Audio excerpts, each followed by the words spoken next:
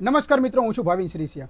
સફાઈ કામદારોના હકોના અધિકારો માટે હું લડત આપું છું. એટલા માટે મારા વિરોધમાં અરજી ગઈ છે પોલીસ સ્ટેશનમાં. ગ્રામ પંચાયતે તલાટીએ અરજી કરી છે કે ભાવિન શ્રીસિયા દરેક લોકોને ભોળવીને અને ઉશ્કેરીજનક વાતાવરણ ઊભું કરીને અમને પરેશાન કરે છે. આવી અરજીઓથી અમને શું ફરક પડવાનો? બહુ તો પોલીસ અમને ડિટેન કરી લેશે, જેલમાં પૂરી દેશે અને વધુમાં વધુ તમે અમારી ઉપર લાઠીચાર્જ કરાવી શકશો. પણ અમૃત ઘાયલની એક પંક્તિ છે કે એમ થોડા મરી જવાના, નક્કી અમે કાંઈક તો કરી જવાના. દીપક નથી કે ઠારિયા ઠરી જવાના, રસ્તો નહીં મળે તો રસ્તો કરી જવાના.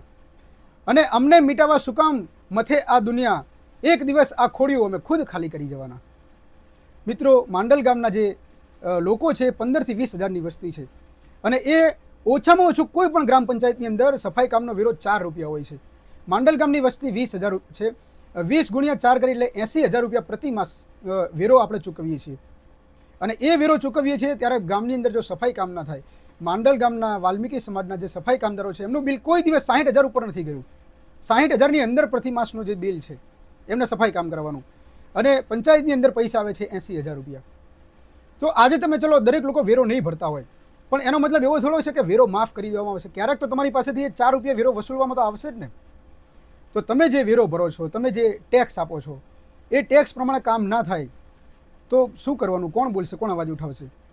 જગત આ જે છે એ દુર્જનોથી હેરાન પરેશાન નથી, સજ્જનોની જે ચુપ્પી સાધે છે, સજ્જનોના મૌનથી હેરાન છે. આજે અમે અવાજ ઉઠાવીએ છીએ અને અમે તો ગરીબો માટે લડીએ છીએ. એ ગરીબો ચાહે કોઈ પણ સમાજના હોય, વાલ્મીકી સમાજના હોય એવું જરૂરી નથી. દરેક ગરીબો માટે અમે કાંઈક ને કાંઈક વ્યવસ્થા કરીએ છીએ, ક્યાંક ને કાંઈક એમને રસ્તો આપીએ છીએ, મદદ આપીએ છીએ. એમનો જે હેતુ એ છે કે આ લોકોનું આંદોલન ચાલુ થાય એ પહેલાં પોલીસને આગળ કરીને ડિટેન કરાવી લઈએ.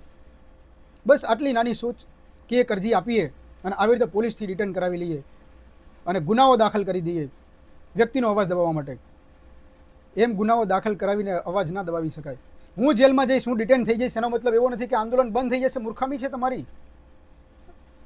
મારા જેલમાં રહેવાથી આંદોલન બંધ નહીં થઈ જાય. આંદોલન 10 ગણી વધારે તાકાતથી ચાલુ થશે.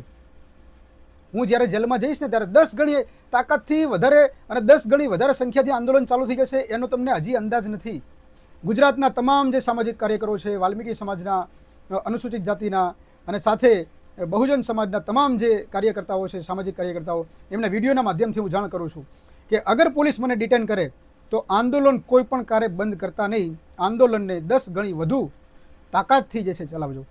કારણ કે આ ગરીબોના હક અને અધિકારોની વાત છે.